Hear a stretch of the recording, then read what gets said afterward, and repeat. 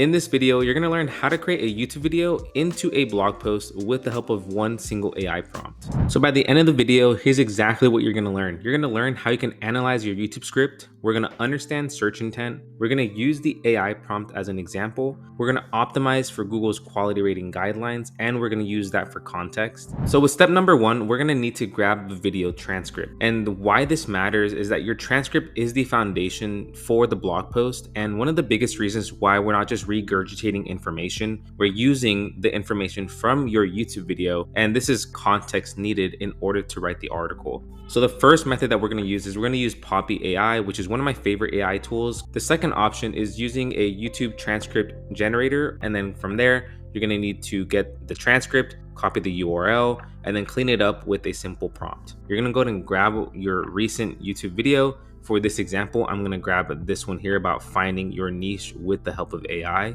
And if you're using a tool like Poppy, which is again one of the most amazing tools for AI content creation, I'm going to go ahead and insert the video in here. And what it's doing is it's already transcribing our video in less than a minute. And I'm going to go ahead and create a new chat. If you need a free way to grab the YouTube transcript and you haven't used Poppy yet, then you can go ahead and go to YouTube transcript generator from tactic.io, and you're going to go ahead and enter that URL in here and then grab the video transcript. This is going to pull all of that data, and then you're going to have to either download or copy and then enter that into a different tool. So for our next step, once we have the transcript, we're going to go ahead and use the AI prompt. And this is literally the best part of the entire video. And the reason for that is that this AI prompt as an initial draft will help us understand that transcript. It's gonna go ahead and understand how we talk, which is also including our brand voice, our writing style, phrases, and keywords that we're saying in that specific video topic. You can see here just from one of the output examples, we get the key talking points. It's gonna understand my voice pattern, any structural flow. It's also seeing the key technical terms that I'm saying in here. So outlier research, AI prompting, content gaps. It's also understanding everything else, and now it's just going to ask for what we need in order to actually write the optimized blog post. So what you're going to do is you're going to copy this entire prompt, and you're just going to go ahead and copy in here. And we're going to be using Claude 3.5 Sonnet because honestly, Claude to me has the best output.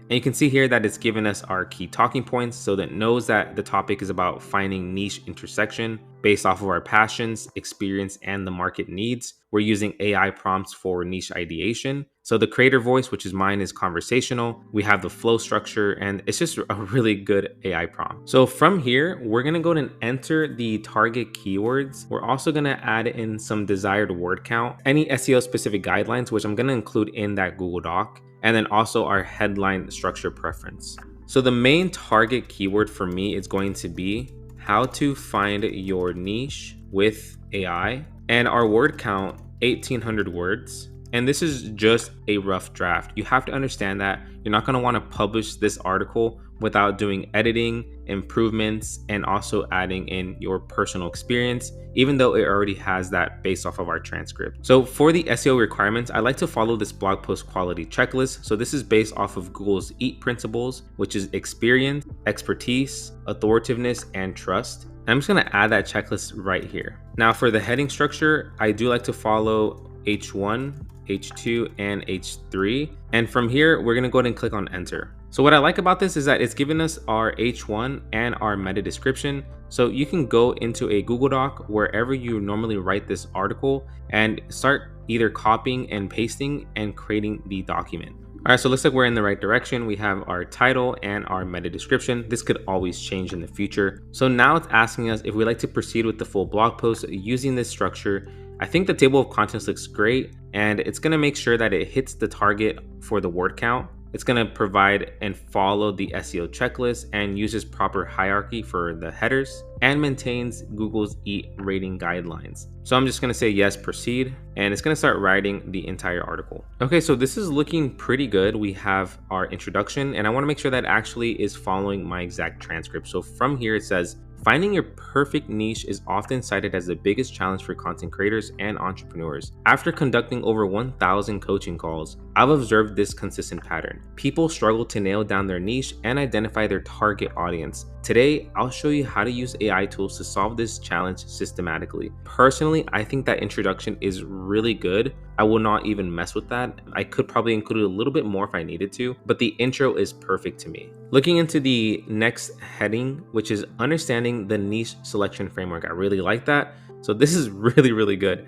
So I'm thinking that the article is looking pretty good. We have our intro, we have our headers, the formatting is coming along, and what I can do next is, based off of some of the things that we have here on the bullet points, we can actually turn those into full length paragraphs, and we can include other SEO keywords if we're using a tool like Search for SEO, New On Writer, or even Phrase. So just for an example, I'm going to go ahead and create a full length paragraph based off of this heading that we have here for creating your content strategy. I'm going to say write a 175 word paragraph for this heading. Now I just asked it to go ahead and format it a little bit nicer and cleaner, and we have this here. So search driven content, 60% of the strategy, social first driven content, which is 40% of the strategy. And I love how it's just given a better overview of this process. So for search driven content, focusing on creating comprehensive resources that address specific problems your audience is actively searching for. For example, how to monetize YouTube in 2024, 2025,